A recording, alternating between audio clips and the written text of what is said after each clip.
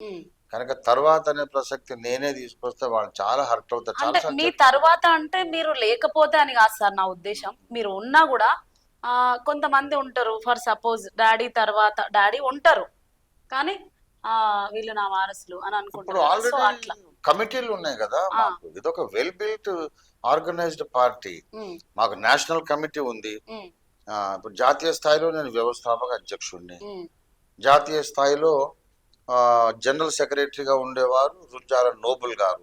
ఉమ్, వారు స్వర్గస్థులైనారు. ఉమ్, నాకంటే చిన్నవాడి గారి దురదృష్టవశాత్తు మరి వారు ఆ కరోనా టైంలో దేవుడు వారిని పిలుచుకున్నారు వారిని. ఉమ్, తర్వాత డాక్టర్ మధ్యల అరుణ్ కుమార్ గారు ఇప్పుడు జాతీయ ప్రధాన కార్యదర్శి. ఉమ్, తర్వాత జాతీయ కోశాధికారి తోట నరసింహులు గారు ఉన్నారు. ఉమ్, అలాగే మరి ఆ, మధు పాలమాకుల, ఉమ్, ఆయన తెలంగాణ రాష్ట్ర అధ్యక్షులు. ఉమ్, అలాగే ఆంధ్రప్రదేశ్ అధ్యక్షులు రఘునాథ్ రెడ్డి గారు ఉన్నారు. ఉమ్.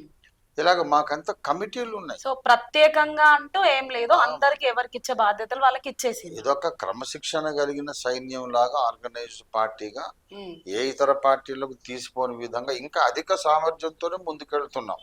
ఉమ్, ఎందుకంటే అధిక సామర్థ్యం ఎందుకన్నానంటే, ఉమ్, ఇప్పుడు జనసేనలో చూసుకుంటే సెంట్రల్ కమిటీ మొత్తం కాపులే ఉంటారు. ఉమ్, తెలుగుదేశంలో సెంట్రల్ కమిటీ మొత్తం కమ్మనే ఉంటారు, ఉమ్, చౌదరి సైడ్. ఉమ్, అలాగే వైఎస్ఆర్సీపీలో సెంట్రల్ కమిటీ మొత్తం రెడ్లే ఉంటారు. ఉమ్, మా దగ్గర అక్కడేమో రెడ్డి, ఇక్కడేమో ముస్లిము, ఇక్కడేమో సిక్కు, ఇలాగా ఉమ్, లేని కులమే లేదు. ఉమ్, అసలు సిసలైన సెక్యులరిజము, కుల వివక్ష లేనటువంటి పార్టీ మాది. ఉమ్, అన్ని కులాలను సమానంగా మేము గౌరవిస్తాం. బ్రాహ్మణ్స్ కూడా ఉన్నారు. ఉమ్, బ్రాహ్మణ్స్ ఉన్నారు, రెడ్లు ఉన్నారు, కమ్మ కాపు అందరూ ఉన్నారు ఉమ్, పార్టీలో.